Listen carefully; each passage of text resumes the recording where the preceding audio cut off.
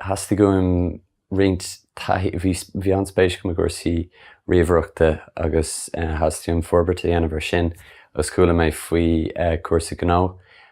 Nua iarchéim a bhí oscail chathair bhaile clia I gná agus I deicneolaíocht an eolais. So agus faoin gcúrsa sin is cuasa bliain le a bhí ann.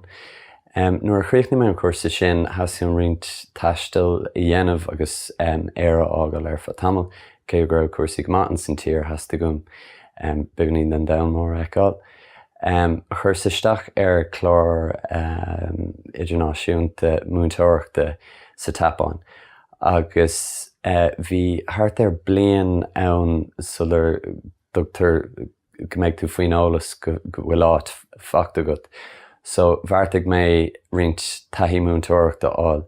Agus ag an am bhí an táirm tuis go raibh éileamh ar bhúntóirí agus bhí deise gom rint óna díochtaí anamh in san scoil ar astal mé. So dú mé múinteoireacht bunscoilinn sin gan bheith cáilethe is múinteoir nábhéalta bhí anam ag an am.